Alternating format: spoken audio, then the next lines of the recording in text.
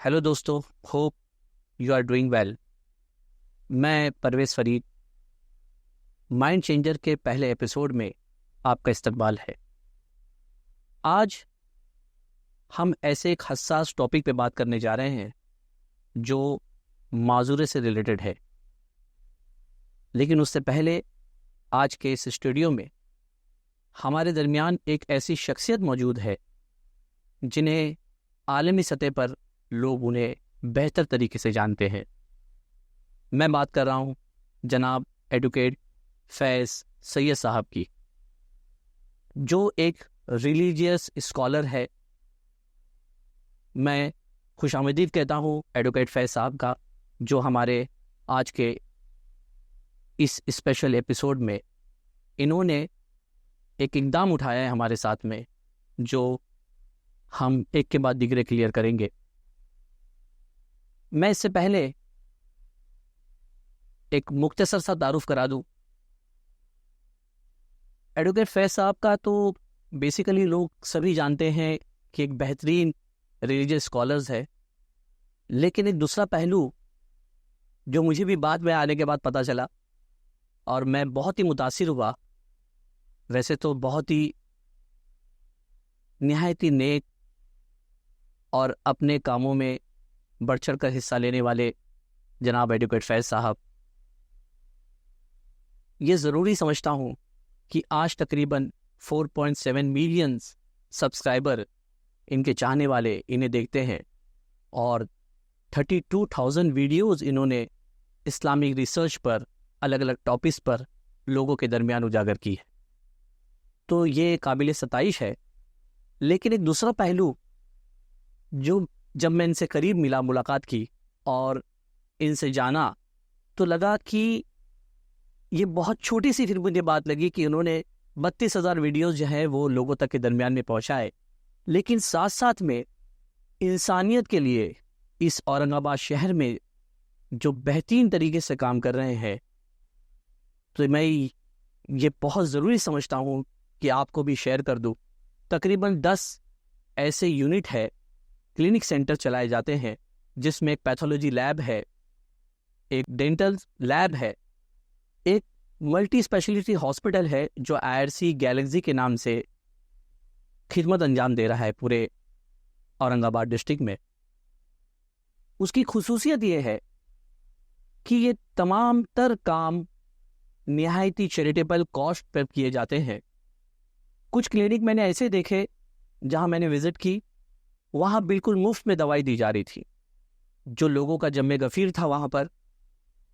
और women empowerment centre देखा हमने, साथ साथ स्किल डेवलपमेंट का सेंटर, जो नौजवान तबके को उनको स्टीम फील्ड में लाने के लिए बहुत ही कोशिश कर रहे हैं।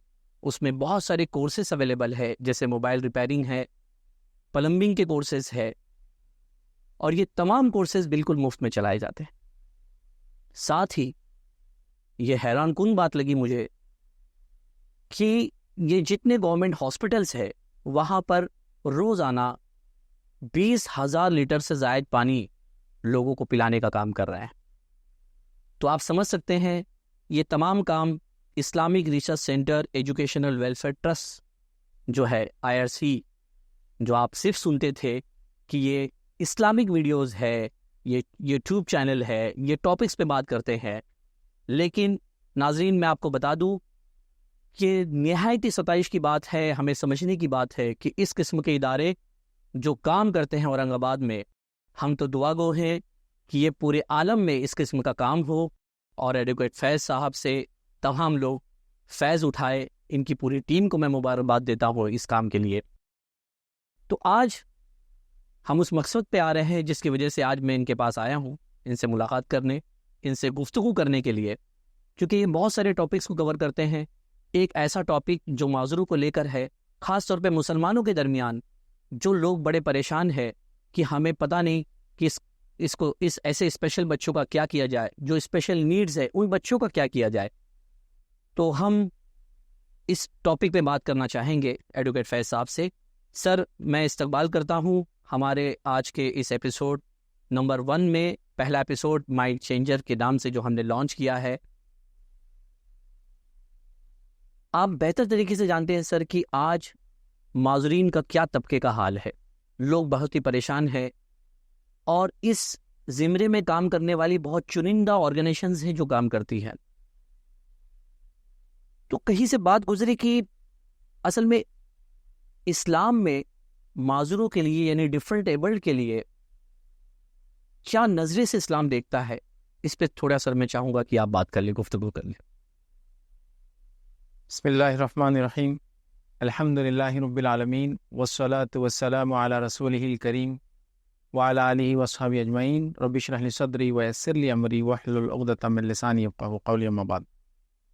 تمام تعریفیں اس اللہ عز و جل کے لیے لائق و زیبا ہے جو تمام جہانوں کا بنانے والا اور اسے پالنے والا ہے, اور درود و سلام اس کے آخری نبی محمد صلی اللہ علیہ وسلم پر.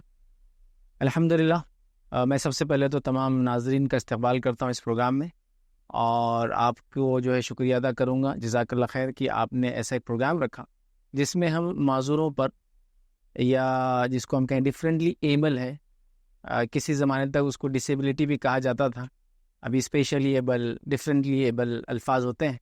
اردو میں بڑا اچھا لفظ ہے عذر والا. عذر مطلب کوئی کمزوری, بس کسی وجہ سے کچھ ہوا ہے. تو ان کے تعلق سے جنرل ڈسکشن ہوتا نہیں, جبکہ ہونا یہ چاہیے کہ ہم لوگوں نے اس کو ڈسکس کرنا چاہیے, چونکہ کوئی بھی کمیونٹی یا کوئی بھی قوم اپنے اقلیت کے ساتھ کیا سلوک کرتی ہے اسی سے پہچانی جاتی ہے. جی, جیسا کہ کوئی کنٹری اور ملک ہو تو اپنے اقلیت کے ساتھ کیا سلوک کرتا ہے پہچانا جاتا ہے. تو ڈفرینٹلی ایبل لوگ بھی ہمارے اقلیت ہوتے ہیں, جی, مائنورٹی ہوتے ہیں کسی بھی کمیونٹی, وہ ان سے کیسا سلوک کرتی ہے اسے پہچانی جاتی ہے. ابھی اسلام میں کیا مقام ہے یا اسلام کیا کہتا ہے اس کو تو ہم ڈسکس کریں گے آپ کے ساتھ, لیکن اس سے پہلے یہ بات بتا دوں کہ اسلام تو یہ کہتا ہے کہ صحت مند کو بھی پانی پلانا اجر و ثواب ہے. بالکل بالکل, صحت مند کو بھی کھانا کھلانا اجر و ثواب ہے. جی, اور اس میں یہ نہیں کہا کہ مسلم یا غیر مسلم, کوئی بھی ہو سکتا ہے. کسی بیمار کی تیمارداری کرنا اجر و ثواب کا کام ہے, اور کتنا کہ صبح کرے تو شام تک, اور شام کرے تو صبح تک 70,000 فرشتے دعا کرتے ہیں. تو یہ آدمی تو کوئی بھی ہو سکتا ہے. اب جب بات آ گئی کمزوروں کی, اب جب بات آ گئی ڈفرینٹلی ایبل کی, عذر یا معذور کی, تو یقیناً یہ اجر اور بڑھ جاتا ہے. تو مطلب ڈیٹیل میں ہم جائے, کوئی ریفرنس ڈھونڈنے کی کوشش کرے, تو اس کے بالمقابل صحت مند کے ساتھ تمام اچھے عمل کرنے پر لوگوں کو جنت کے جو وعدے ہیں ان پر تو اور زیادہ ہو جائیں گے. ریزن کی یہ تو بیچارے ضرورت مند ہیں, بالکل کمزور ہو جاتے ہیں, ہے نا. مطلب کمزوری اس سینس میں نہیں کہ وہ مینٹلی کمزور ہوتے, اس سینس میں کمزور ہے کہ ایک ان کے پاس ایک اعضا یا کوئی چیز نہیں, آنکھ نہیں ہے, کسی کو ہاتھ نہیں ہے, کسی کو سنے نہیں آتا. تو ظاہر سی بات ہے اگر میں ایسے انسان کی مدد کروں گا تو بڑے فائدے کی چیز. دوسرا یہ ہے کہ اللہ کے رسول صلی اللہ علیہ وسلم نے اس شخص پر لعنت بھیجی اور بددعا دی جو کسی اندھے کو غلط راستہ بتائے, مطلب کوئی نابینا ہے اور اس کا وہ غلط راستہ بتا رہے ہیں. تو یہ سب کے لیے لاگو کر لیجیے. جس میں بھی عذر ہے, کمزور ہے, اگر آپ اس کے ساتھ غلط سلوک کریں گے, جی, تو بڑی زبردست پکڑ ہے. تو اچھے لوگوں کے ساتھ بھی اچھا سلوک کرنے کا اجر ہے, تو جو کمزور ہے سماج کے ان کے ساتھ اچھا سلوک کرنے کا اور زیادہ اجر ہے, میں یہ کہہ سکتا ہوں. بہت تو مجھے لگتا ہے کہ اسلام نے اتنی چھوٹی چھوٹی باتوں کو اپنے کتابوں میں یا نظریے میں لا کر کے ہمیں صحیح معنوں میں ایک گائیڈ کیا ہے کہ معذورین کے لیے کس طرح سے سلوک کیا جائے بیسیکلی. تو سر ایک بہت زیادہ کمپلیکیٹڈ سوالات ہماری طرف آتے ہیں کہ اکثر لوگ کہتے ہیں کہ جو یعنی مجھے یہ سمجھنے کی ضرورت ہے, یعنی مجھے نہیں ناظرین کو, کہ آخر یہ قرآن اور حدیث کی روشنی میں یہ معذور بچے پیدا ہونے کی وجوہات کیا ہے, یہ ہم سمجھ نہیں پاتے ہیں. معذور بچے تو دکھائی دیتے ہیں, لیکن قرآن کیا کہتا ہے اس سلسلے میں تھوڑا آپ تاثرات بیان کر. دیکھیے, سب سے پہلی چیز یہ کوشچن, یہ سوال اکثر لوگوں کو پریشان کرتا ہے, جی, کہ کیوں کچھ لوگ الگ ہوتے ہیں کچھ لوگوں سے. جی, تو اس کو میں بیسیکلی ایسے سمجھاؤں گا کہ اللہ تعالیٰ نے کائنات کو جو بنایا اس میں ہر چیز کی تقسیم مختلف کی ہے, تو چیزیں بانٹی ہے, مختلف بانٹی. اب کیوں؟ اب اس کو ایک ایگزامپل سے ہم سمجھتے ہیں. اگر سارے لوگ برابر مالدار ہوتے, جی, اگر سارے لوگ برابر صحت مند ہوتے, اگر سارے لوگ ایک جیسے دکھتے, تو لوگ پہچانتے کیسے اور ٹیسٹ کیسے ہوتا کس سے کس کا, فرق کیسے کر پاتے؟ جیسے میں کروڑ پتی آدمی ہوں, آپ بھی کروڑ پتی آدمی ہیں, آپ کو گھر بنانا ہے, میں کیوں بناؤں گا آپ کا گھر, مجھے کیا ضرورت پڑی. تو کچھ چیزوں میں جو اوپر اور نیچے رکھا گیا, اونچ نیچ نہیں کہیں گے اس کو, جی, چیزوں کو مختلف بانٹا اللہ نے, تقسیم کی. اس کی حکمت یہ ہے کہ ایک سے دوسرے کو ٹیسٹ کیا جائے. سمپل سینس میں کچھ لوگ صحت مند ہوتے ہیں اور کچھ لوگ بیمار ہوتے ہیں. تو بیمار اگر یہ کہے کہ اللہ میں نے کیا غلط کیا تھا جو تو نے بیمار کیا, جی, تو صحت مند نے بھی کچھ خاص نہیں کیا, دونوں اللہ نے دونوں کو پیدا کیا, مطلب پیدا ہونے سے پہلے تو کچھ بھی کسی نے کچھ نہیں کیا, تو ظاہر سی بات ہے وہ نہیں, یہ اللہ کی تقسیم ہے. تو یہ سمجھنا ضروری. جب لوگ تقسیم نہیں سمجھتے تو پھر تقدیر کو کوسنے لگ جاتے ہیں. تقدیر, قسمت, جو بھی الفاظ لوگ بولتے ہیں, مقدر, تو کوستے ہیں کہ بھائی میرے گھر کیوں, میرے گھر میں کیوں, میرے ساتھ کیوں, میرے ساتھ ہی کیوں, میرے بچے کے ساتھ کیوں, ان کو 10 بچے بیمار نہیں, میرا ایک بچہ بیمار ہے. جی, یہ جی, تقسیم کو پہلے آپ سمجھے اللہ تعالیٰ. تو یہ تقسیم کو سمجھنا بے حد ضروری ہے. اگر یہ تقسیم سمجھے نہیں لوگ تو پھر پرابلم ہوتی ہے. تو اسلام کیا کہتا ہے؟ اسلام یہ کہتا ہے کہ اللہ تعالیٰ نے لوگوں کو مختلف بنایا, مختلف چیزیں دی اور مختلف چیزیں نہیں دی اللہ تعالیٰ نے, اور سب ایک دوسرے کے لیے امتحان اور ٹیسٹ. غریب بنائے تو مالداروں کا ٹیسٹ سے زکوٰۃ دیتے نہیں دیتے, ان پہ خرچ کرتے نہیں کرتے, ہے نا. جی. تو ٹیسٹ سب ایک دوسرے کے لیے آزمائش. جی, اس کا مطلب فیض صاحب, اب یہ کہنے کا مطلب ہے آپ کا کہ یہ اللہ تعالیٰ کا تقسیم کا ایک پروسیس ہے نا. تو ہم یہ نہیں کہہ سکتے ہیں کہ جو معذورین پیدا ہو رہے ہیں اس کا کوئی اسپیشل وجوہات ریزن ہے. یہ بیسیکلی اللہ کا قانون ہے اور اللہ نے تقسیم کے بیس پہ اس کو جو ہے ڈیوائڈ کیا ہوا ہے. دیکھیے ایز سچ کہ کچھ نہ کچھ تو بیک گراؤنڈ ہے, جیسا کہ زمین ہلی, زلزلہ آیا, جی, تو نیچے کازمک کچھ نہ کچھ ہوا, لیکن وہ اللہ کی مرضی تھی کہ کچھ لوگوں کو سزا دے, کچھ لوگوں کی آزمائش کرے. جی, جی, جی. یہ تو ہے کہ بیماریاں ہیں, اس کے پیچھے جینیٹیکل ڈس آرڈرس ہو سکتے ہیں, وہ سب ہے, لیکن اس کے بعد بھی اگر یہ ہوتا ہے تو اللہ تعالیٰ کی طرف سے. جیسے بھی سر آپ نے بتایا کہ یہ اللہ تعالیٰ کا قانون ہے, تقسیم ہے, لیکن آپ کو کیا لگتا ہے کہ اگر معذور بچے ڈفرینٹلی ایبل پیدا نہ ہو, اس کے لیے کوئی خاص اقدامات کیے جا سکتے ہیں کیا؟ چونکہ آج آپ دیکھ رہے ہوں گے کہ کافی کچھ پرسنٹیج پورے ہندوستان نہیں, میں تو یعنی پورے عالمی سطح کی بات کر رہا ہوں کہ معذورین کی تعداد دن بہ دن انکریز ہوتی جا رہی ہے, بڑھتی جا رہی ہے.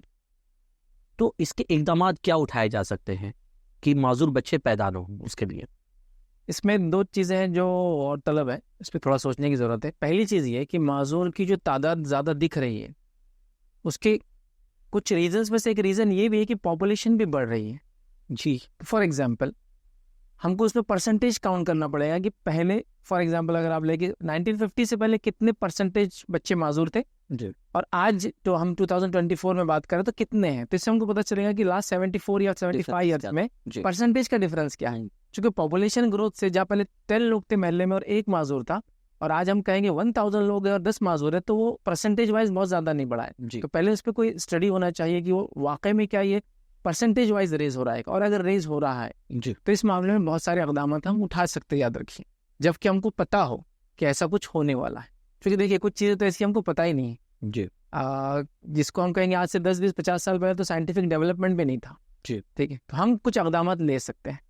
ان اقدامات میں سے, ان اسٹیپس میں سے ایک اسٹیپ میں یہ کہہ سکتا ہوں کہ جہاں ایسا ہوتا ہے کہ انسان شادی کرنے کا ارادہ کرتا ہے, جی, تو وہ اس چیز کو کر لے کہ شادی کرنے سے پہلے کوئی ٹیسٹ وغیرہ جو ہوتے ہیں جو آج کل کیے جا رہے ہیں, جی, جو پری میرٹل ٹیسٹ وغیرہ ہوتے ہیں, جی ہاں, جینیٹیکل لیول پر ہوتے ہیں, بلڈ ٹیسٹ ہوتا ہے, ہیپیٹائٹس بی ہوتا ہے, اور مختلف اور بھی چیزیں جس کے ٹیسٹ کیے جاتے ہیں, وہ ٹیسٹ ہم کیوں نہ کر لیں پہلے, بہت جس سے ہم کو پتہ چل جاتا ہے کہ ان دونوں کے اگر نکاح ہوتا ہے, شادی ہوتی ہے, تو یہ آگے کا معاملہ کیا ہو سکتا ہے. دیکھیے آگے کیا ہوگا وہ اللہ کو پتا ہے, بے شک, کوشش کی بات ہو رہی. جی, جیسے اگر میں کہوں کہ آپ گاڑی لے رہے ہیں تو میں سیفٹی کیا کروں, تو میں ان کو ہیلمٹ پہ چلائیں, اگر 2 ویلر چلاتے ہیں پیچھے والے کو ہیلمٹ پہنائیے, اگر آپ بائک رائڈر ہے تو پھر نی اور وہ سارے ایلبوز کور کیجیے, ٹھیک ہے.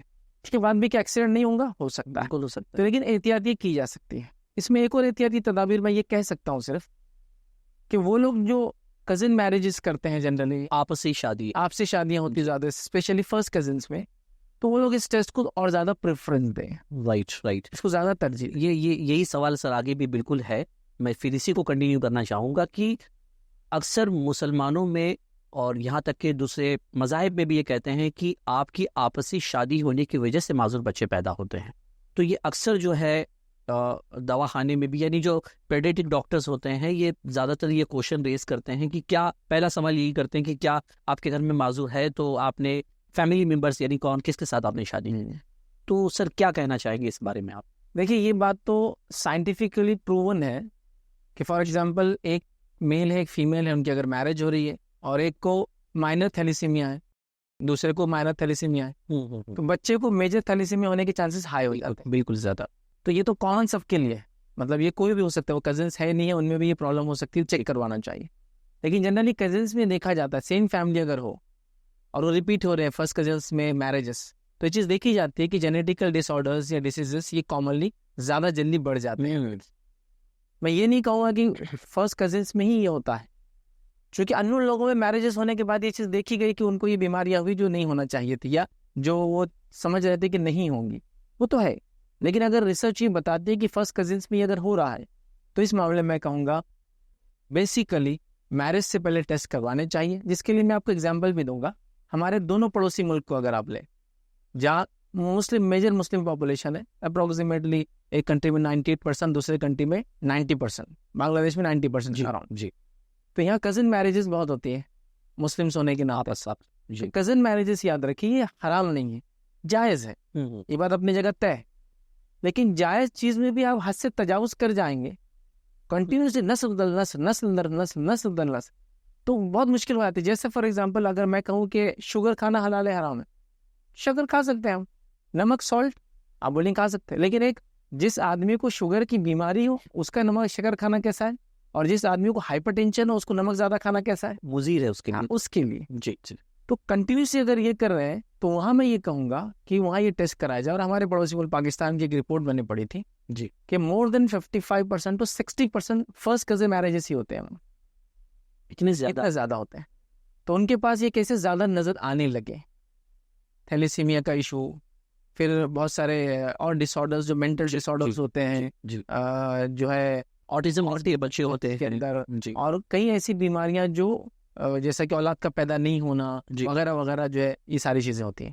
تو انہوں نے یہ حل نکالا کہ وہ میرج سے پہلے پورے ٹیسٹ کرواتے ہیں، جس میں تھیلیسیمیا کا ایک ٹیسٹ ہوتا ہے میجرلی، ہیپیٹائٹس بی کا ہوتا ہے، HIV ہوتا ہے، اور یہ بفور میرج یہ ٹیسٹ کروا دیتے ہیں تاکہ اس قسم کے اقدامات سے جو ہے بچے جائے. آپ احتیاط کر سکتے ہیں جب آپ کو لگ رہا ہے کہ کزن میرج کرنا ہے، اور دیکھیے جائز ہے، ٹھیک ہے، اور کرنا چاہ رہے ہیں آپ، پھر یہ سب کر لے جو چیز کی جا سکتی ہے احتیاطاً.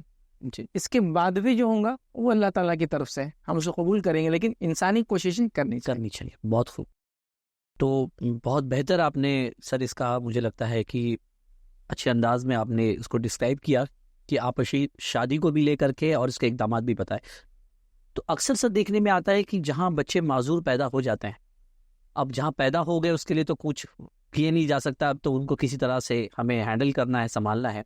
لیکن اکثر دیکھنے آتا ہے جس گھر میں معذور بچے پیدا ہوتے ہیں یہ تمام الزامات اس کی والدہ پہ تھوپ دیے جاتے ہیں کہ بھائی یہ معذور جو بچہ پیدا ہوا یہ آپ ہی کی وجہ سے ہوا ہے نا. اور اس کے پورے اہل و عیال اسے بہت الگ نظر سے دیکھتے ہیں، اسے بددعا دیتے ہیں، نہ جانے کوستے رہتے ہیں. تو سر کیا آپ اس زمرے میں تھوڑا میں ڈسکرائب کرنا چاہ رہا ہوں، کلیئرٹی چاہ رہا ہوں کہ کیا وہ پورے الزامات کی وہ عورت پہ ہی لگائے جائے، یہ کتنا درست ہے؟ دیکھیے سب سے پہلی چیز اس کے اندر جو آپ نے لازمی جو کوشچن کیا تھا کیا احتیاط کر سکتے ہیں، اور یہ والدہ کا کوشچن وہاں پہ دونوں کو ہم ملا سکتے ہیں. جی. فار ایگزامپل اگر ایک چائلڈ، ایک لیڈی ہے جو پیگننٹ ہے، جی، اور آپ اس کے کچھ ٹیسٹ کرواتے ہیں، جی، اور ٹیسٹ کروانے کے بعد آپ کو یہ پتہ چلتا ہے کہ یہ بچہ معذور ہو سکتا ہے اور ایسی ڈسیبلٹی ہے، اس ڈسیبلٹی کے ساتھ اس کو پالنا مشقت ہو جائے گا پورے فیملی کے لیے، پورے خاندان کے لیے. تو ایسی شکل کے اندر اگر وہ فیٹس 120 ڈیز سے بیفور اگر ہے، اوکے، 120 دن سے پہلے ہے، جی، تو اس کو علماء کے فتاوی موجود ہے، اس کو ابورٹ کیا جا سکتا ہے. اگر یہ ڈسیبلٹی نون ہو گئی، مطلب آپ نے کروموزوم لیول تک جا کے ٹیسٹنگ کر لی، اس کے بعد پتہ چلا کہ ہاں یہ ہے، جس کو ظاہر سی بات ہے ڈاکٹرز ہوں گے جو بتائیں گے ہاں ایسا ہے، جی، 1 سے 2 ڈاکٹر سے آپ نے مشورہ لے لیا، 120 ڈیز کے اندر یہ چیز ہو رہی ہے، تو اس کو ابورٹ بھی کیا جا سکتا ہے. اور اب تو ٹیسٹ بھی اویلیبل ہے آسانی کے ساتھ اویلیبل ہو جاتا ہے. 120 ڈیز اپروکسیمیٹلی 4 منتھس ہوتے ہیں. تو یہ بالکل گنجائش ہے، یہ گنجائش ہے کہ اس طرح سے 120 ڈیز بیفور جو ہے وہ آپ کر سکتے ہیں. تو یہاں وہ جو باپ پہ الزام وغیرہ ہے وہ بچ بھی سکتے ہیں، مطلب یہ شرعن طریقہ بھی ہے کہ ہم اس طرح سے احتیاط کریں، لیکن 120 ڈیز ہو جائے. سر یہ تو ابورٹ کی بات ہو گئی، لیکن اب میں وہ زمرے کی بات کر رہا ہوں کہ جہاں آلریڈی بچے پیدا ہو چکے ہیں، تو ایز اے سائنٹیفک ریزن میں سمجھتا ہوں کہ یہ پاسبل تو نہیں ہے کہ صرف ماں ہی اس کی قصوروار ہے. تو آپ کیا اس تعلق سے؟ اب دیکھیے جو آپ کا ایکچوئل کوشچن تھا کہ لوگ ماں کو ذمہ دار ٹھہراتے ہیں، جی ہاں، تو یہ ہر اس سماج کا ایشو ہے جس سماج میں میل ڈومیننسی رہتی ہے تو سارے نقصان، سارا مسئلہ جو ہے وہ عورت کی طرف چلا جاتا ہے، بیوی کی طرف. جیسا مثال بچہ معذور ہے، ماں نے کچھ غلط کی ہوں گی، اس کے خاندان کا پرابلم ہوگا، جس کو ایک عام زمانے میں ہنستے ہنستے کہہ سکتا ہوں کہ گڈنس جو ہمارے سماج کا رول ہے، goodness comes from paternity and badness comes from maternity. یہ لوگوں نے بنا دیا اس. بالکل بھی جو اچھائی آئی دیکھو ان کے باپ ایسا تھا، ان کا دادا ایسا تھا، جو برائی آئی یہ تمہارے ماں اور نانی کی طرف سے آئی. بالکل. تو یہ پتہ نہیں کیسا بن گیا.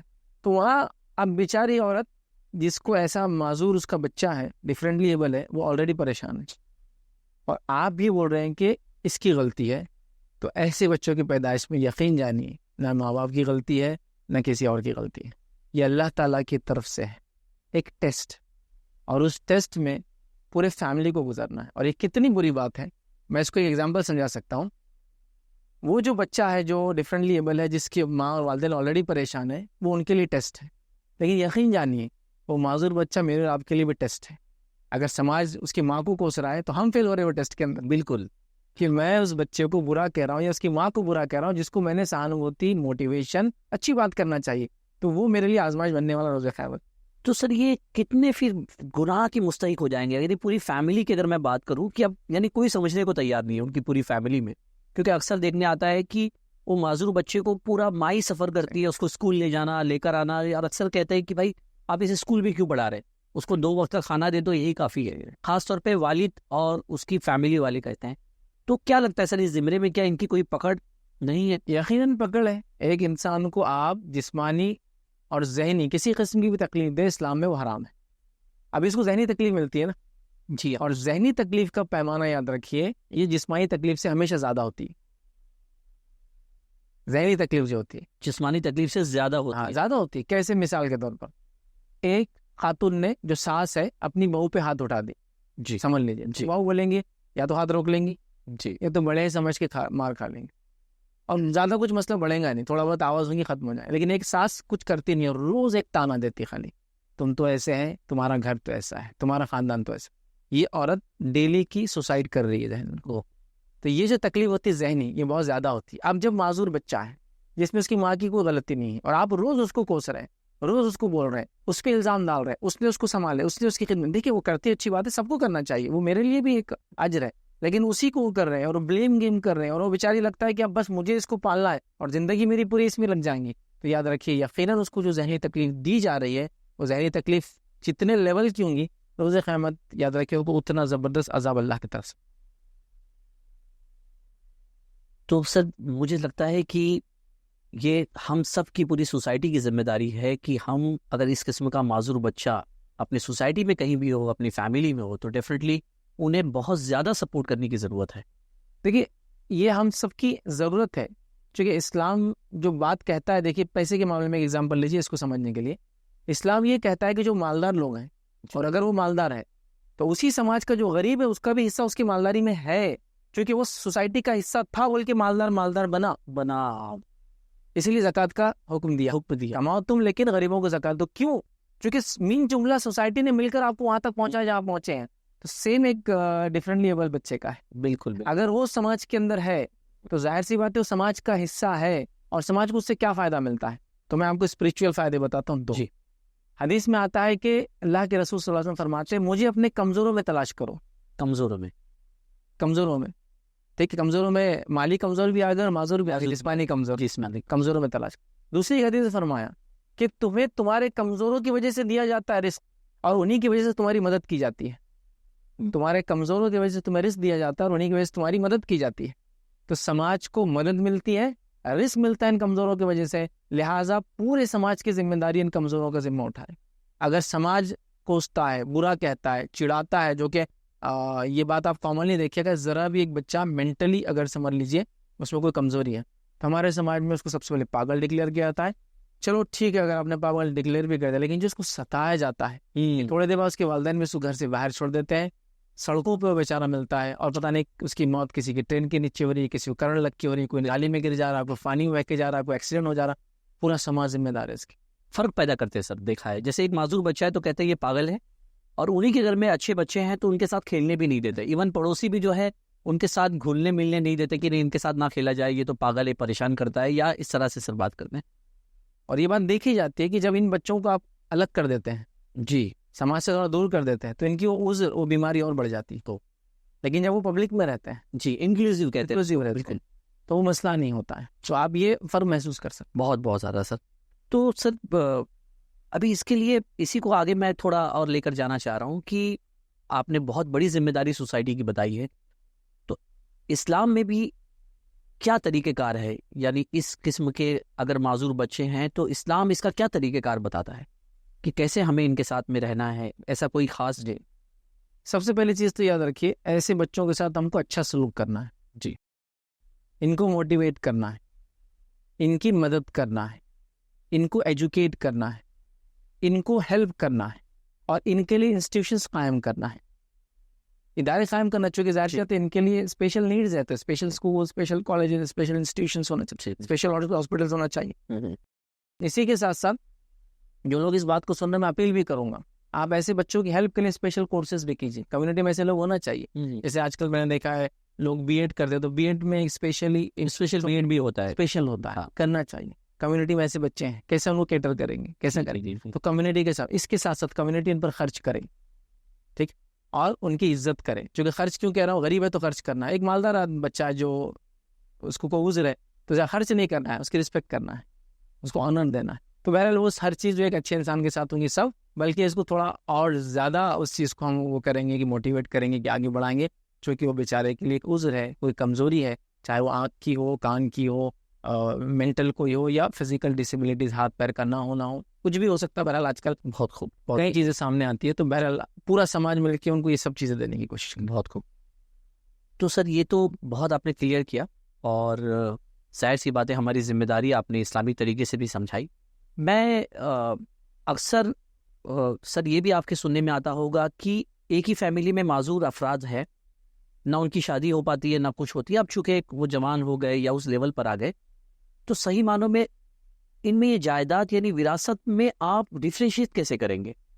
اسلام اس کا کس طرح کے طریقہ کار عمل بتایا ہے کہ اگر آپ کے گھر میں ایک معذور ہے اور آپ کی جائیداد وراثت ہے، تو ڈیفینیٹلی آپ اس کو ڈیوائڈ کس طرح کریں گے سر؟ یعنی اسلام کیسا کہتا ہے اسے؟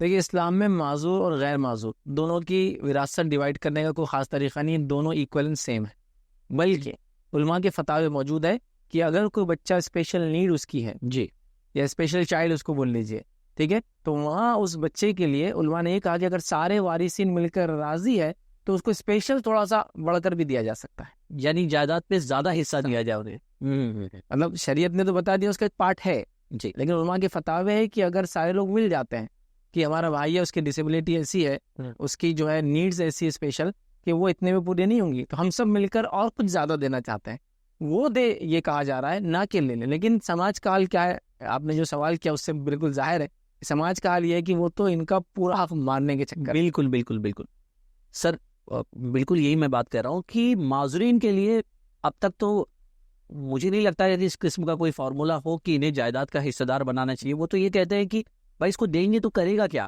کیونکہ نہ اس کو سمجھ ہے نہ کچھ ہے، تو آخر یہ پراپرٹی سنبھالے گا کون؟ تو بیسیکلی اس کو صرف اسی حد تک رکھا جاتا ہے کہ 2 وقت کا آپ کھانا کھلاتے ہیں، اور پراپرٹی میں کسی طرح کی اس کی شمولیت نہیں ہوتی ہے. تو سر کیا پھر خاص طور پہ اس کو کس طرح سے آپ بائیفیکیشن کرنا چاہیں گے؟ تو دیکھیے، جو بچے اس طرح کے ہے کہ پراپرٹی سنبھال نہیں سکتے، وراثت تو سنبھال نہیں سکتے، تو شریعت یہ کہتی ہے کہ ان کے گارجین ہوں گے، جی، وہ لوگ اس پراپرٹی کو سنبھالیں گے، اس بچے کے ٹیک کیئر کریں گے، اس پر خرچ کریں گے، اور اتنا حصہ لے سکتے ہیں اس پراپرٹی میں جتنا ان کو خدمت دینے کے عوض ہوتا ہے. جی جی جی. ہمارے پاس کیا ہوتا ہے کہ جو ایک بچہ ہے اس میں کچھ ڈسیبلٹی ہے، ایک عورت کی، ایک آدمی خاندان بولتا ہے ہم زندگی بھر اس کو سنبھالیں گے، وراثت بٹنے تک. وراثت بٹ گئی تو وہ بھکاریوں کے جیسا یا پاگل خانے میں ایڈمٹ، یا اس کو فلاں جگہ ڈال دیا، یا گھر سے لے کے چھوڑ دیا، ٹرین میں بٹھا کے ٹرین جا جاتی، وہ اینڈ جا رہے گا اور رک جائے، یہ کرتے ہیں. یقین جانیے ان کو کیا عذاب ملیں گا، آپ یہ یاد رکھیے. نبی اکرم صلی اللہ علیہ وسلم کی حدیث ہے، جو لوگ لوگوں پر ظلم کرتے ہیں، جی، ظالم ہوتے ہیں، تو ظالم کا بدلہ اللہ مرنے سے پہلے دنیا میں بتاتا ہی ہے اس کو. وہ مرنے کے بعد تو حساب ہے، لیکن اس کو دنیا میں بھی عذاب ملتا ہے، اور اللہ سامنے لاتا ہے لوگوں کے اس کو. تو ظلم آپ نے کیا، اور کیسے انسان پہ ظلم کیا معلوم آپ نے؟ ایک مجھ پہ کوئی ظلم کرے، ایک آدمی جو مالدار ہے، ایک مقام رکھتا سماج پہ، تو یہ بھی ظلم ہے بالکل لیکن میرے پاس دفاع کرنے کی کچھ طاقت نہیں. طاقت ہے. لیکن ایک آدمی جس میں دفاع کی طاقت تو کیا، سمجھ کی طاقت نہیں تھی، چلنے کی طاقت نہیں تھی، سننے کی طاقت نہیں تھی، دیکھنے کی طاقت نہیں تھی، ہاتھ پیر نہیں تھی، چلنے پھرنے کی نہیں تھی، اس کو آپ نے کیا تو آپ کو تو گریٹر سن ہے، بڑا ظلم ہے. مطلب ایک صحت مند کو تھپڑ مارنا بھی ظلم، معذور کو مارنا بڑا ظلم ہے، تو اس نے بڑا ظلم کیا. تو سر یہی ہوتا ہے اکثر جو آپ کہہ رہے ہیں کہ ایسے بھی افراد ہماری نظر سے گزرتے ہیں، کیونکہ اس فیلڈ میں ہماری ایک ٹیم کام کرتی ہے. والدین بھی کچھ آ کر ہم سے کہتے ہیں، والدہ کی وہ کہتے ہیں اسٹڈلی کی سر دعا کرتے ہیں کہ اللہ جلد یہ مر جائے تو بہتر ہے. ہاں. یعنی ہمیں ڈر لگتا ہے، تو یہ تو ناشکری ہے یا صبر کا پیمانہ نہیں رہا ان کے درمیان میں. انہیں آپ کیا کہیں گے جس کا صبر نہیں رہا، چونکہ سنبھالنے والا کوئی نہیں ہے، دیکھنے والا کوئی نہیں ہے، ایک اکیلی والدہ ہے جو دیکھ رہی ہے اس بچے کو کہ یہ تو کھسک کھسک کے یہ مر رہا ہے، اور اگر میں بھی مر گئی تو اس کو دیکھنے والا کوئی نہیں ہے. تو انسٹنٹلی وہ کہتے ہیں سر ہم تو یہ دعا کرتے ہیں کہ اللہ جلد اس کو اٹھا لے. تو ایسے والدین، ایسے گائیڈنس کو آپ کیا میسج دینا چاہیں گے؟ دیکھیے، سب سے پہلے ایسے والدین جن کے پاس ایسا بچہ ہے، یہ بات یاد رکھیے ان کو کوئی گناہ نہیں ہے اس میں. دوسری بات یاد رکھیے، یہ آپ کے لیے اجر والا عمل ہے، آپ کے لیے آزمائش ہے، اور سب کے ٹیسٹ الگ ہے، سب کے پرچے الگ ہے، سب کا بدلہ بھی الگ ہے روز قیامت. یہ بات یاد رکھیے. تو کبھی مایوس مت ہوئیے. اگزامپل میرا سنیے، اس بات کو لیجیے. ایک جگہ زلزلہ آیا، ایک دن کا بچہ تھا، بچ گیا. بڑا ہو جاتا ہے وہ بچہ بھی، گزار لیتا ہے زندگی، چل جاتی ہے نسلیں اس کی. تو آپ یہ کیوں سوچ رہے کہ آپ ہی صرف اس بچے کے ذمہ دار ہیں؟ اللہ تعالیٰ نے اس کو پیدا کیا، اللہ آپ کے ذریعے اس کو سنبھالنے لگا رہا ہے. آپ کے جانے کے بعد اللہ ایسے لوگوں کو بھیج دے گا انشاءاللہ جو اس کو سنبھالیں گے. اگر نہیں سنبھالیں گے تو پورا سماج گناہ گار ہوگا اس کے اندر، یاد رکھیے آپ. لیکن پریشان کیوں ہوتے ہیں؟ تو یہ دعا آپ کی درست نہیں ہوئی کہ اللہ تعالیٰ اس کو اٹھا لے. یہ دعا آپ کیجئے کہ اللہ تعالیٰ مجھے ایک حیات دے، ایسی حیات کہ اس کے ساتھ میں اس کی خدمت کر سکوں. اور اللہ اگر میں اس کی زندگی میں چلی جاتی ہوں تو لوگوں کے دل میں ایسی محبت ڈال کہ لوگ اس کی خدمت کریں، اور اللہ تعالیٰ کرنے پہ قادر ہے. بے شک بے شک. تو نا امید کیوں ہو رہے ہیں آپ؟ جیسا میں غریب ہوں تو نا امید کیوں ہو رہا کہ غربت میں اپنی جان لے لوں؟ نہیں، میں کوشش کرتا رہا اور رب العزت راستہ نکالے. بے شک بے تو شک. جو جس نے دیا ہے وہ اس کو سنبھالنے کی بھی طاقت رکھتا ہے، وہ اس کو جلائیں گا بھی، آپ کے بغیر بھی وہ کریں گا. ایک دن کا بچہ جس کی ماں مر جاتی ہے وہ بھی بچ جاتا ہے، وہ بھی بچ جاتا تو آپ کیوں سوچ رہے؟ اللہ راستے انشاءاللہ نکالیں. ہاں، لیکن جو ان کی جو ڈر ہے نا، ہے. ہاں، وہ حالات کو دیکھ، حالات کو دیکھ. حالات سے مایوس مت ہوئیے. جی حالات آتے جاتے رہیں گے انشاءاللہ. انشاءاللہ. تو سر بہت بہتر آپ نے یہ سمجھایا، اس لیے میں اس واقعے کی طرف آپ کو لے کے جانا چاہوں گا کہ یہ بھی ان والدین، ان پیرنٹس کے لیے موٹیویشن کا باعث بنے گا کہ سورہ عبس میں جو عبداللہ ابن ام مکتوم رضی اللہ تعالیٰ عنہ صحابہ تھا، تو انہوں نے ایک واقعہ گزرا تھا، تھوڑی اس تفصیلات پہ سر بتائیے. جی دیکھیے، اگر عذر یا معذور کے تعلق سے کہا جائے قرآن میں تو یہی ایک واقعہ ہے. جی. معذور کے تعلق سے عبداللہ ابن ام مکتوم جی رضی اللہ عنہ، یاد رکھیے یہ ایک صحابی ہے اور یہ نابینا تھے. نابینا تھے. ان کا عذر یہ تھا، 100% نابینا. ہاں نابینا تھے، مطلب جس کو کہیں گے آئی سائٹ ریٹارڈیڈ نہیں تھی، ہاں، بلائنڈ تھے. بلائنڈ. ایک ہوتا ہے تھوڑا دکھتا ہے، کبھی روشنی، ان کو نہیں اس کو- دکھتا تھا، کمپلیٹ اندھے تھے. جی جی جی. تو کمپلیٹلی بلائنڈ تھے. اور ایک مرتبہ مطلب ان کی عادت تھی، رسول اللہ صلی اللہ علیہ وسلم کے پاس آتے تھے، مختلف سوالات کرتے تھے اور جواب طلب کرتے تھے، بڑے خواہش مند ہوتے تھے دین سیکھنے کے. ایک مرتبہ نبی اکرم صلی اللہ علیہ وسلم مکے میں قریش کے بڑے بڑے سرداروں کو دعوت دی. جی. ابھی وہاں آ گئے اور اپنے سوالات کرنے لگے. نبی اکرم صلی اللہ علیہ وسلم کو لگا کہ میں ابھی اگر قریش کے سرداروں کو اسلام بتاؤں گا، پاسبلٹی ہے کہ یہ اس کو حق کو قبول کر لیں. تو آپ نے پسند نہیں کیا کہ ان کے سوال کا بھی جواب دے، اور اپنا جو پہلے جو آپ کا فوکس تھا قریش کے سرداران، ان پہ فوکس لگاتے رہے. تب اللہ رب العزت نے اس بات کو ناپسند کیا کہ نبی اکرم صلی اللہ علیہ وسلم ایسا کیوں کیا اس شخص کے ساتھ جو کہ آ کے علم سیکھتا تھا. اور قرآن میں یہ بھی کہا کہ آپ نے منہ مول لیا، جبکہ ہو سکتا تھا وہ ہدایت حاصل کرتا، وہ آگے بڑھتا اس معاملے میں. قریش ہو سکتا سامنے والے نہ کرے. تو یہ ایک ہی واقعہ ہے جو ایک عذر والے شخص کا آتا ہے اس کے اندر. تو یہاں اس واقعے سے یہ پتہ چلتا ہے کہ جن میں ایسے عذر ہوتے ہیں ان کو فرسٹ اٹینشن دینا چاہیے. اور انہیں شاید گورنر بھی کچھ بنایا گیا تھا. ان کے تعلق سے دیکھیے، نبی اکرم صلی اللہ علیہ وسلم جب مدینہ سے باہر جاتے تو دو واقعے تو ایسے ملتے ہیں جی کہ آپ نے اپنا خلیفہ ان کو بنایا تھا. مطلب میرے بعد اگر کوئی نماز پڑھائے گا تو یہ، چونکہ وہ نماز پڑھانے والا لیڈر ہوتا تھا. اب یہاں ہمارے پاس امام ہوتے ہیں، جی. اس زمانے امام نہیں، جو لیڈر ہوتا تھا وہی نماز پڑھاتے تھے، وہی پڑھاتا. تو ان کو دو مرتبہ ایسا کیا کہ جب آپ گئے تو کہا کہ تم اب سنبھالو گے اس چیز کو، اور وہ پڑھاتے تھے. اس کا مطلب ہے کہ اللہ کے رسول صلی اللہ علیہ وسلم کی غیر موجودگی میں یہ امامت کی انہوں نے ذمہ داری بھی ادا کیا تھا کہ اور معذور تھے، یاد رکھیں. جی جی جی جی.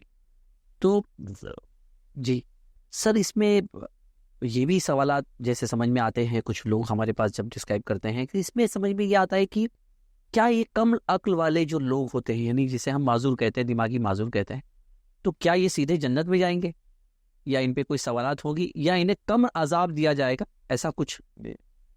تو دیکھیے جو بات ہم کو روایتوں کے اندر ملتی ہے, جو صحیح بات ہے وہ یہ ہے کہ 4 قسم کے لوگ ایسے ہیں جن کا معاملہ اللہ تعالیٰ روز قیامت ہی طے کریں گا. وہ 4 لوگ کون کون سے ہیں؟ روایت کے الفاظ ہے بہرا, اور اسی طرح ایک ایسا بوڑھا کہ جب نبی آیا ہو تو اتنا بوڑھا ہو گیا تھا کہ اس کو اب سمجھتا نہیں تھا کچھ, مطلب نبی آیا وقت کا, اس کو سمجھتا نہیں تھا, آدمی اتنا بوڑھا ہو گیا تھا, عقل چلی گئی. ہاں, تو اس میں آپ شاید ڈال سکتے جو مینٹلی وہ ہے. جی جی جی. اور اسی طرح جو ہے ایک شخص وہ جو پاگل ہے جی, جس کو عقل سے وہ ہے, اور ایک شخص ہے اصحاب الفترہ, وہ انسان کہ جب وہ تھا وہاں کوئی نبی نہیں آیا اس کے زمانے میں, اس کو پتہ نہیں چلا کہ اسلام کیا ہے, حق کیا ہے, وہ کیا ہے. تو اس سے پاگل کا بھی لفظ ہے, بہرا کا لفظ ہے, ٹھیک ہے. تو یہ لوگ روز قیامت اللہ تعالیٰ ان لوگوں کو اٹھائیں گا, ٹھیک ہے. اٹھانے کے بعد ان کے وقت کا جو نبی تھا وہ ان کے پاس جائیں گا اور وہ ان کو دعوت دیں گا, دوبارہ وہاں ملیں گے ان کو. اب جب وہاں دعوت دیں گا تو غائب دیکھ چکے ہیں جی, جنت مطلب سب آ گیا, خبر سے ہو کے آگے سب ہو گیا, وہ تو مان ہی لیں گے بالکل. جب یہ حکم دیا جائے گا تو اس کے بعد وہ نبی جس نے ان کو دعوت دی وہ مان بھی لیں گے, اس لیے کہ سب دیکھ چکے ہیں. جی, پھر ان کو نبی حکم دیں گا جہنم میں کودنے کا, جہنم میں کودنے کا حکم دیں گا. جو جہنم میں کود جائیں گا وہ اللہ کی جنت میں جائیں گا, اور جو جہنم میں نہیں کودیں گا وہ جہنم میں جائیں گا. کیوں؟ اس لیے کہ دنیا میں نبی کے بھیجنے کا مقصد تھا اس کی اطاعت کی جائے, ان کی بات دنیا میں جی جی جی, تو وہاں کروائے گا, یہ کی اطاعت ہے, بس ان کے حکم کود جاؤ. تو حساب کتاب ہے اتنے وقت کے لیے ہے. تو اس وقت یعنی انہیں عقل سلیم بھی آئے گی, انہیں سب کچھ دکھائی بھی دے گا, اور جو لوگ سننے بھی لگیں گے, یعنی جس قسم کی جو معذوری ہوگی وہ انہیں وہاں پر دیکھیں روز قیامت کوئی معذور نہیں رہے گا, سب جو ہے بالکل فل باڈیلی ہاں 30 to 33 ایئرس کی ایج میں پہنچ جائیں گے, جو سب سے فٹ جوان بالکل. تو اب پیر نہیں تھے پیر آ گئے, ہاتھ نہیں تھے ہاتھ آ گیا, عقل نہیں تھی عقل آ گئی, آنکھ نہیں تھی آنکھ آ گئی, کان میں سب جیسے. اب پھر وہاں پر جو ہے انہیں اتنا ہے وہ حدیث کے اندر پوچھا جائے گا. جی جی.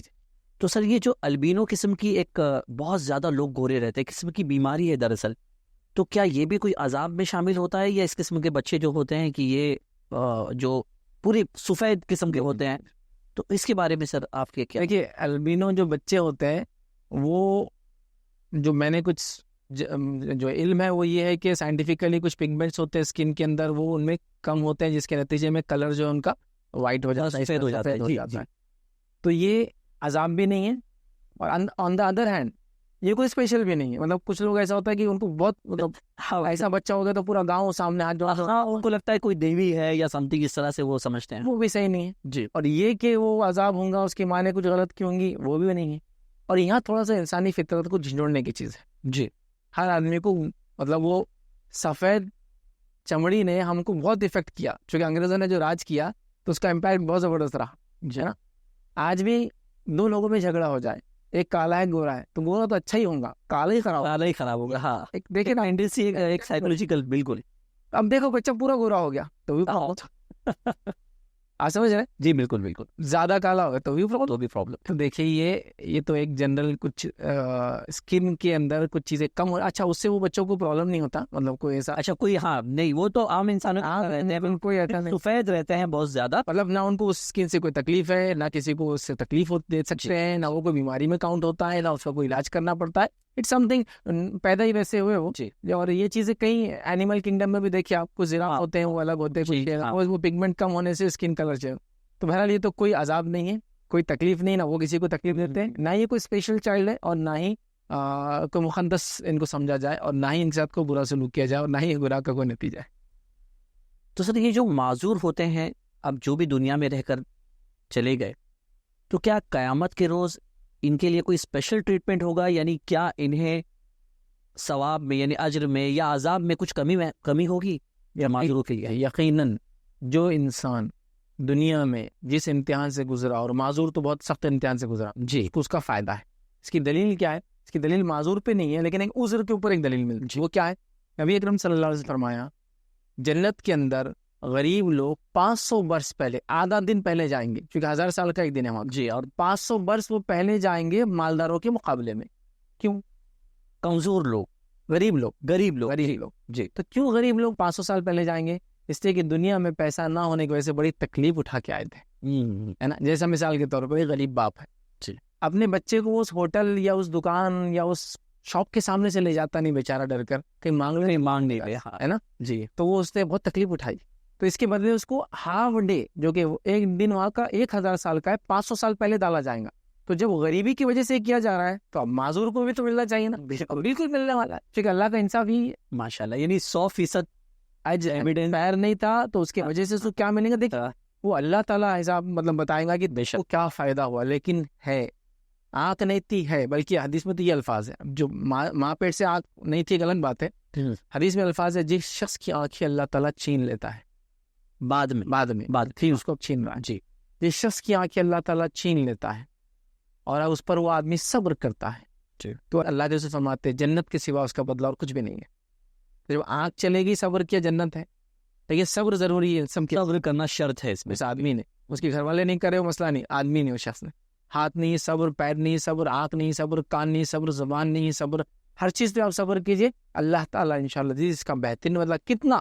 دیکھیے اللہ کی ذات کی بات کر رہے ہیں ہم، بے شک وہ ناانصافی نہیں ہوتی. بالکل حدیث میں الفاظ ہے 2 بکریاں، صحیح مسلم کی روایت ہے، ایک بکری جس کو سینگ ہوں گا اور ایک بکری جس کو بغیر سینگ کی تھی. اس کو قیامت اللہ دونوں کو اٹھانے والا ہے. حالانکہ جانوروں میں حساب کتاب نہیں ہے، آپس میں ہوں گا، لیکن ان کا اللہ تعالیٰ جنت جانوروں کا بھی حساب ہوگا آپس میں. دونوں کھڑی ہوں گی اور اس سینگ والی نے بغیر سینگ والی کو مارا ہوگا تو وہ اٹھیں گی، اور جس کو سینگ نہیں تو اللہ اس کو سینگ دیں گا، وہ ماریں گی اور دونوں ختم ہو جائیں گے.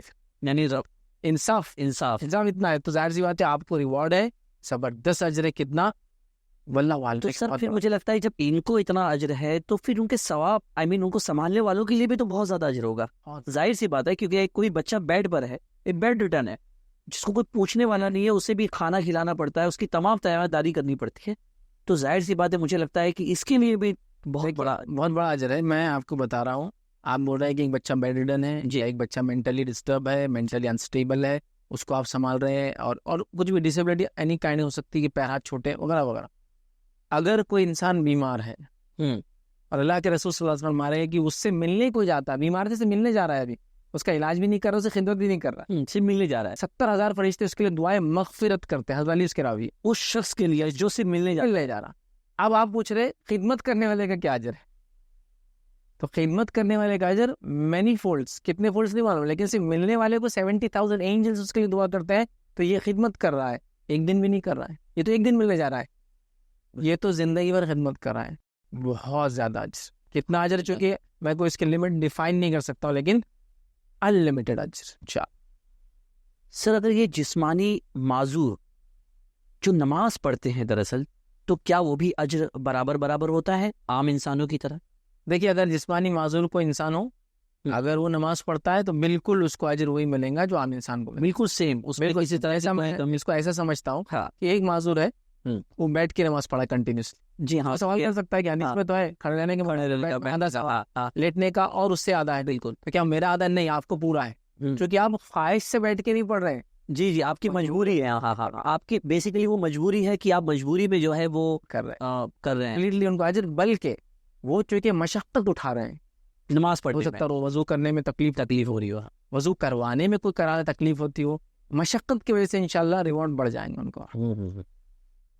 تو سر یہ کیا پھر جسمانی معذور امامت کے بھی فرائض انجام دے سکتا ہے؟ اگر ایسی کئی صورتیں آتی ہے تو کیا پھر ایک معذور شخص امامت کے فرائض انجام دے سکتا ہے؟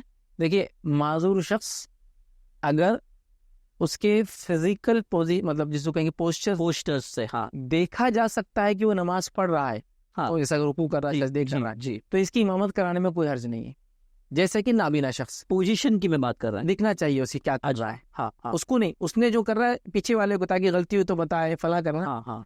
تو ویسا جیسا نابینا شخص ہے. اب نابینا شخص صحیح سلامت ہوتا ہے پورا، بالکل. اب جب وہ تکبیر کہے گا، کھڑا ہوگا، سب کو دیکھیں قیام کر رہا ہے، تو یہ کر سکتا ہے امامت. اور اللہ کے رسول صلی اللہ علیہ وسلم نے اپنی زندگی میں جو عبداللہ کیا ذمہ دار، تو یہ ہو گیا.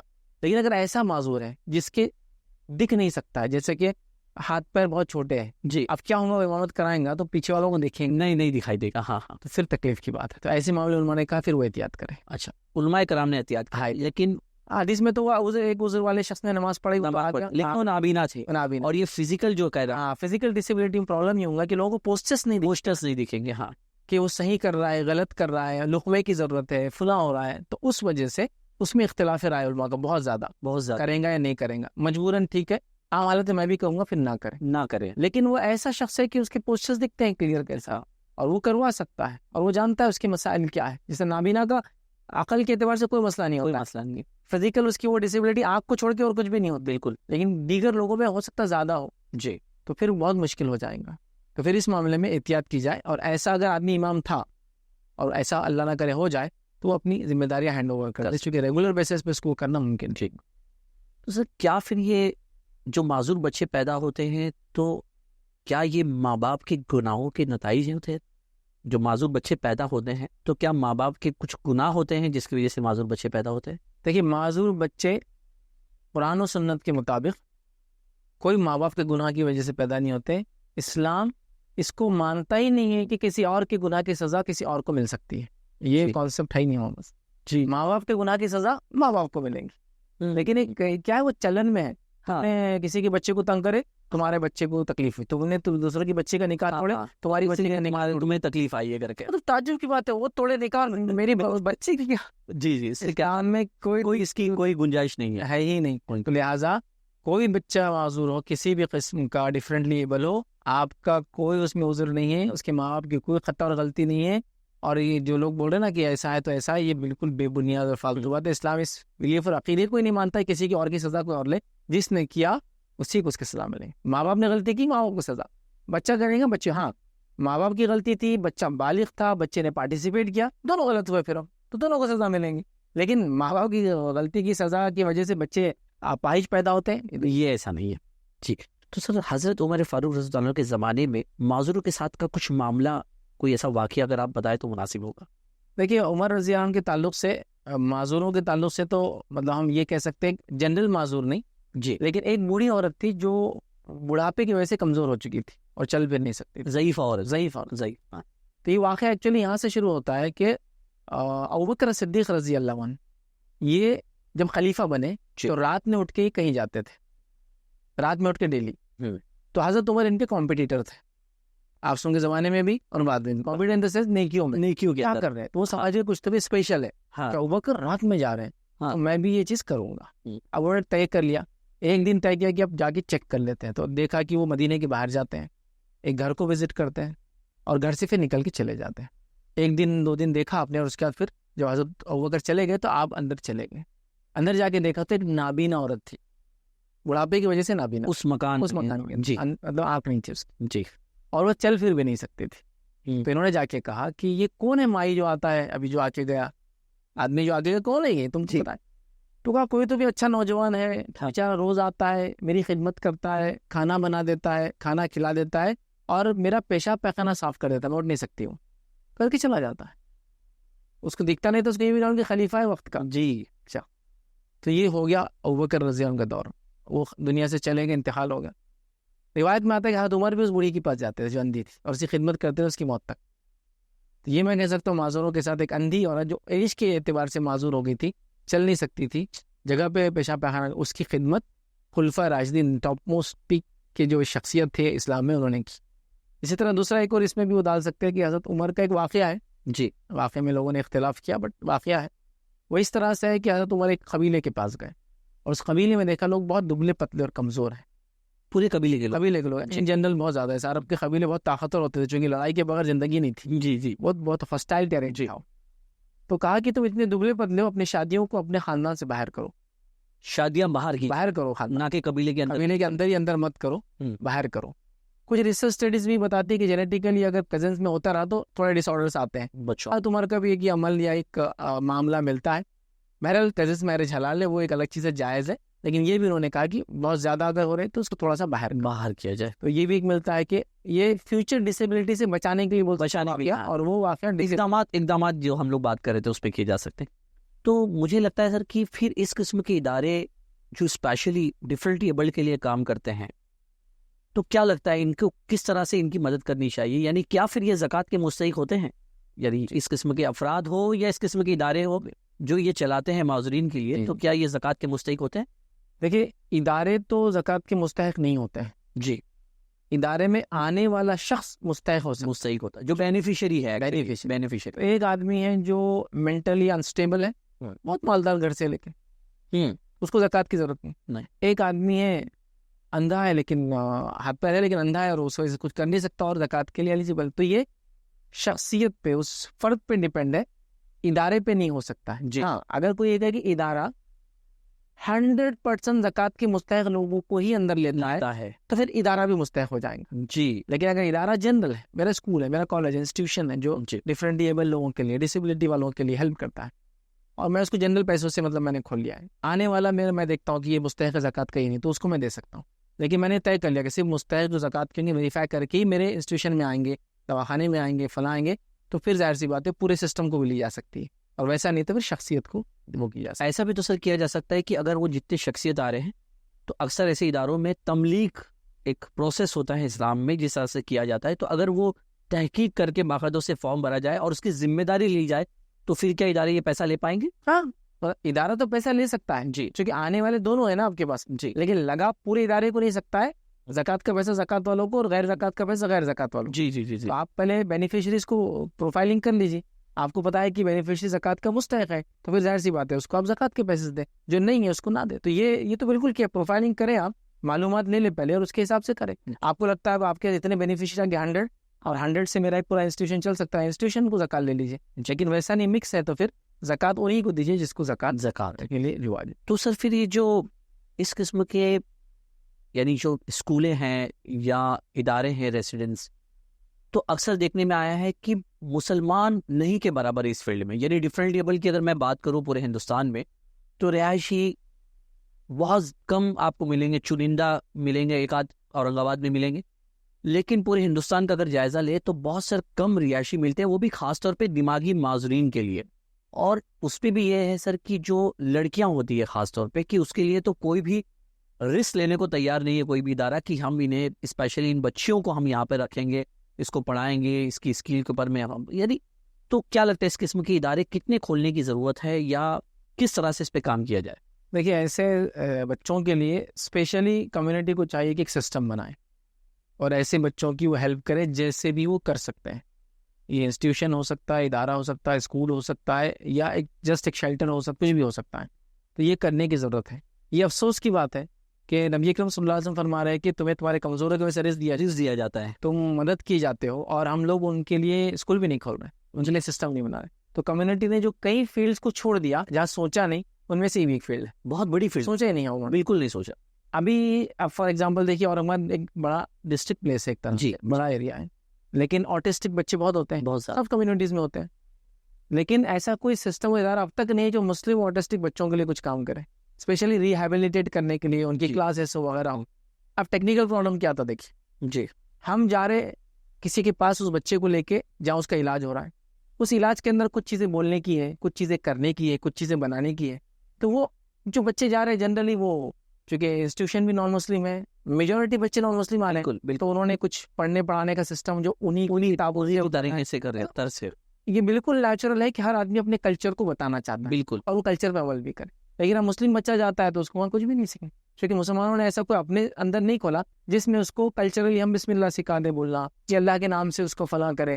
تو یہ بھی نہیں ہے. تو آپ دیکھیں تو مسلم پیرنٹس پھر وہاں جا رہے ہیں. میں یہ نہیں کہہ رہا ہوں وہاں جانا غلط ہے، بالکل یہ علاج کا معاملہ کہیں بھی جائیے، لیکن کچھ چیزیں جب کلچرلی بات سکھانے کی تو وہ انسٹیٹیوشن کیا کریں، دیکھو بھائی ہم لوگوں کے پاس تو کوئی مسلم ہے نہیں جو بچے کو بولنے کے معاملے یہ سکھائے، تو ہم جو سکھا رہے ہیں وہی سکھائیں گے، آپ کو بچہ سیکھنا ہے بالکل آئیے نہیں تو لے جائیں گے. بالکل. پلس فیسز وغیرہ بھی کافی ہیوی ہوتے ہیں، 2 months 3 months 4 months 5 months جانا پڑتا ہے. 15,000 1 month کی فیس، اور ایک سیشن یعنی جس کو آٹزم اگر بچہ ہے، اگر اس کو آکوپیشنل تھیراپی لی جاتی ہے تو اس کو 1,200 روپے چارج کرتے ہیں. اسپیچ تھیراپی ہے تو اس کو 800 روپیز چارج کرتے ہیں. اور یہ سر بڑے دھلکے سے چلتا ہے اور لگتا ہے کہ کلینکل پرابلمز ہیں.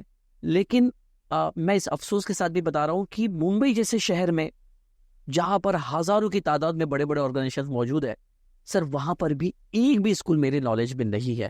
تو مجھے لگتا ہے کہ اس پہ توجہ دینے کی سخت ضرورت ہے. اور جیسا میں نے کہا BEd کروائیے اپنے بچوں کو کمیونٹی میں، جو اسپیشلی جو ایسے چائلڈس ہیں ان کے لیے ہونا چاہیے. جی. اور جو آٹزم کے لیے ہم نے ایک ایگزامپل لیا تو نہیں ہے، تو لہٰذا کمیونٹی سے میں اپیل کروں گا ہر شہر میں کم از کم بڑے مقام پہ، چلو ہر مقام پہ نہیں کھول سکتے، تعلقہ گاؤں مقام پہ ایسا ہونا چاہیے جہاں اس طرح سے لوگ ان کی ہیلپ. ہاں یعنی اپنے بچے تو کہیں نہ کہیں کورس جوائن کرتے ہی ہیں، لڑکیاں ہو لڑکے ہو، وہ نارمل بی ایڈ کرتے ہیں جاتے ہیں. تو اگر یہ ایک پروسیس کریٹ کر دیا جائے جہاں پر ان بچوں کے لیے اسپیشل ایجوکیشنز ہو، سیکھے اور اس فیلڈ میں آ جائے. کیونکہ سر اس کو لرننگ کے بیس پہ بھی ہمارے پاس ٹیچر اویلیبل نہیں ہے مارکیٹ میں. ریزن یہ ہے کہ ہر کوئی نارمل ڈی ایڈ کرتا ہے، ہر کوئی انجینئرنگ میں جاتا ہے، ہر کوئی ڈاکٹر بنتا ہے، لیکن ان کو پڑھانے والے افراد، ان کو سمجھانے والے افراد یا اس قسم کے ادارے کام کرنے والے افراد ہمیں دور دور تک نظر نہیں آتے. آپ نے دیکھا ہوگا کہ یہ ادارے بڑے پیمانے پر جو ہے باقی کے مذاہب والے یعنی چلاتے ہیں، اور اس میں بہت زیادہ کوتاہی جو ہے مسلم اداروں کی پائی جاتی ہے، جبکہ وہاں پر بھی بہت زیادہ بچے جو نظر آتے ہیں معذورین کی قسم کے ہیں. تو پاپولیشن وائز دیکھا جائے تو یہ ادارے نہیں کے برابر ہے. اور پورے ہندوستان کی اگر میں بات کروں عالمی سطح پر بھی، تو اس زمرے میں آپ کا کیا کہنا ہے؟ دیکھیے اس معاملے میں مسلم کمیونٹی سے، اسپیشلی مالدار لوگوں سے، ایلیٹ کلاس سے، پڑھے لکھے لوگوں سے، سمجھدار لوگوں سے، سوشل ورکر سے اپیل کروں گا اس فیلڈ میں بھی ہم اتریں، کیونکہ معذوروں کی مدد کرنا بہت اہم چیز ہے. اور جیسا میں نے شروع میں آپ سے کہا، کوئی بھی کمیونٹی، کوئی بھی کنٹری اس کے مائنورٹیز کے ساتھ کیا سلوک کرتا ہے اسے پہچانا جاتا ہے. بالکل بالکل. لہٰذا میں گزارش کروں گا کہ یہ کیا جائے. لیکن اگر ہم یہ کہیں کہ مسلمانوں کے ایسے اسپیشل یا ایسے بچے جن کو اسپیشل نیڈز ہے ان کے کوئی ادارے نہیں ہیں، تو ہم یہ بھی تو آج کل دیکھ رہے ہیں کہ مسلمانوں کے اسکول کالج بھی کم ہیں. اس میں بھی بڑھنے کی ضرورت ہے. تو انشاءاللہ جب یہاں بڑھیں گے، یہاں بڑھیں گے، تو ہم اپیل ہی کر سکتے ہیں کہ ایسے لوگوں کے لیے ہم آگے بڑھیں. اور خاص طور سے جہاں کمیونٹی کے ایشوز آ جاتے ہیں اور جہاں یہ آتا ہے کہ مسلم کلچر بھی سکھانا بالکل ضروری، تو وہاں تو پھر بہت ضروری ہے کہ پھر آپ کو ایسے ادارے خود کے ہی ہمارے. کیونکہ ابھی تو بہت آسان ہو گیا ہے کہ بریل سے ماشاءاللہ جو ہے بریل کے ذریعے قرآن پڑھائے جاتے ہیں، سائن لینگویج میں قرآن پڑھایا جاتا ہے، لیکن اس کے ایکسپرٹیز ہمارے پاس نہیں ہے. بہت چنندہ ہے جس کو ہم ٹرین کر پاتے ہیں. تو یہ اگر مجھے لگتا ہے کہ اگر اس بارے میں اگر سب لوگ مل کر ایک اچھی ایک پالیسی کریٹ کر دے تو زیادہ سے زیادہ جو ہے مسلمانوں کے ادارے تیار ہوں گے، اور خاص طور پہ ان کے تہذیب اور تمدن کے حساب سے پڑھایا جائے گا، یہ ضروری ہوگا. اور اس میں مطلب جب ہم کہہ رہے کہ ادارے قائم کریں تو یہی ہمارا ماننا ہے کہ پبلک لوگ تیار کرے جو اس کو چلائے، افراد تیار. بالکل. اور سر ایک ذمے میں اور آتی ہے کہ معذورین میں ظاہر سی بات ہے کہ خاص طور پہ لڑکیوں کا ایک بہت بڑا مرحلہ ایسا گزرتا ہے کہ ان بچوں کو کچھ نہیں سمجھتا، اور ایک ایج ہونے جاتی ہے اور پیرنٹس بڑے پریشان ہوتے ہیں کہ اس کی شادی کو لے کر کیا کیا جائے. اور لڑکوں کے لیے بھی یہ مرحلہ آتا ہے کہ وہ سمجھ نہیں پاتے، جسمانی طور پہ چونکہ فٹ ہوتے ہیں، دماغی طور پہ وہ معذور ہوتے ہیں، اور معذورین کے سبب ان کے اندر میں جو فرٹیلیٹی ہوتی ہے وہ آٹومیٹکلی انکریز ہوتی ہے. اب ظاہر سی بات ہے کہ کوئی ایسے سمٹم نظر آتے ہیں ان کے درمیان میں، تو اب وہ تقاضے آتے ہیں کہ سر ان کی شادی کرا دینی چاہیے، یا کسی طرح سے ان کا نکاح ہو جائے، یا پھر میڈیسین طریقے سے اس کو کس طرح سے کنٹرول کیا جا سکتا ہے. تو کیا شادی کرانا ضروری ہے یا نہیں بھی کرے تو بہتر ہوگا؟ تو کیا کہیں گے اس بارے میں آپ؟ دیکھیے نکاح کا تعلق ایک تو انسان کی سمجھ سے ہے کہ سمجھدار ہو، دوسرا رسپانسبلٹی اٹھا سکتا ہو، ذمہ داری، اور تیسرا پرٹیکولرلی میرج کے لیے جن چیزوں کی ضرورت ہے وہ اس کو فلفل کرے. ہاں.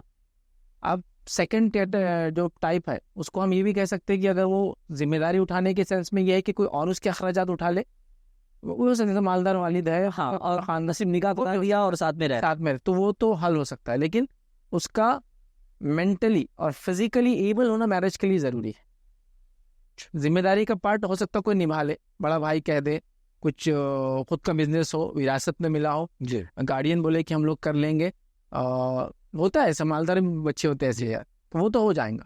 لیکن باقی دو چیزوں کو ہونا بھی ضروری ہے، تو مینٹلی بھی اور فزیکلی بھی. اب اگر کوئی شخص ہے جو مینٹلی فٹ نہیں ہے، جیسا آپ نے کوشچن نہیں کہا اس کے میرج کا، تو پھر ظاہر سی بات اگر مینٹلی فٹ نہیں ہے تو فزیکلی ظاہر سی بات ہے اس کا فٹ ہونا کوئی فائدہ نہیں دے گا، اس لیے کہ وہ کیا کریں گا اس کو کچھ اندازہ نہیں ہے اس کا، اور ظاہر سی بات ہے اس کے لیے مشکل ہے. تو پھر ایسے لوگوں کے لیے میرج نہ کرایا جائے.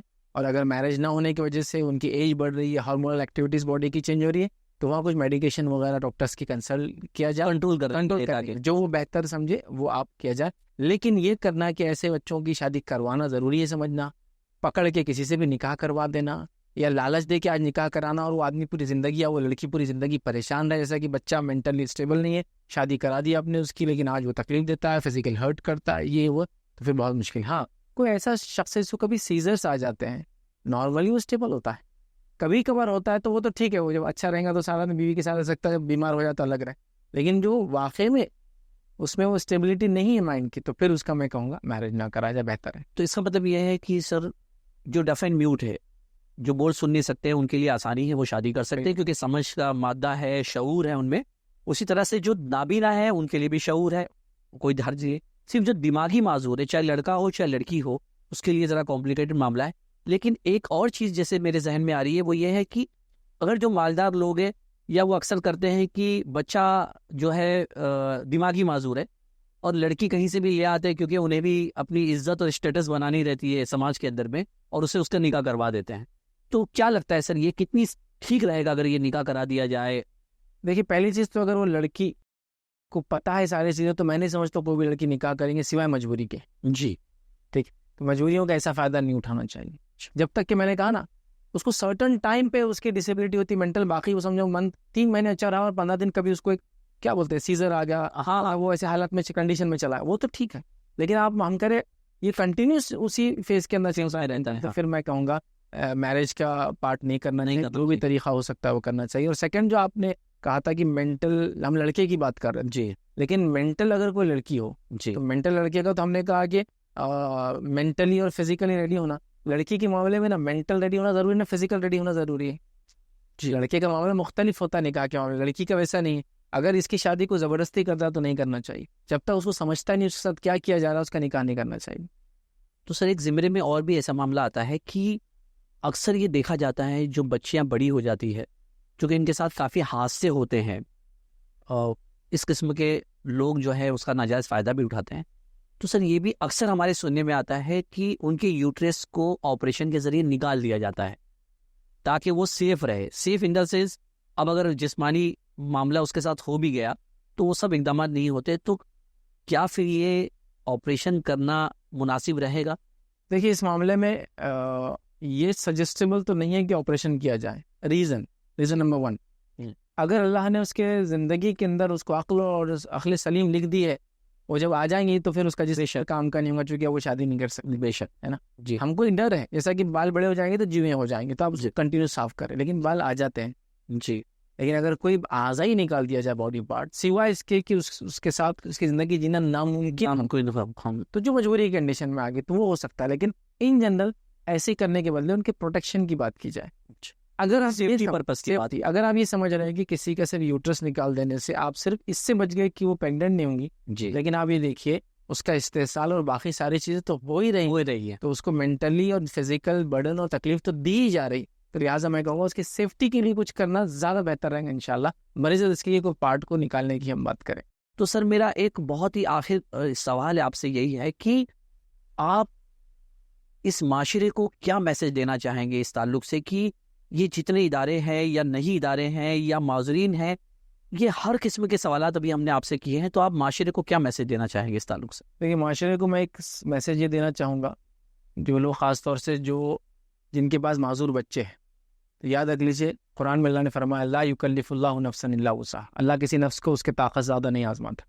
آپ صبر کیجیے, اللہ سے اجر طلب کیجیے, اس کا شکر ادا کیجیے, اپنے سے نیچے لوگوں کو دیکھیے, اور جو صحت مند لوگ ہیں ان سے اپیل کروں گا انسٹیٹیوشنز قائم کیجیے ایسے جہاں ان بچوں کی ہیلپ ہو, ایسے کورسز آپ کریں جہاں ان بچوں کو آپ کیسے ڈفرینٹلی ایبل بچوں کو پڑھا کے سماج کا مین اسٹریم حصہ بنا سکتے ہیں, آپ اس کے لیے محنت کریں.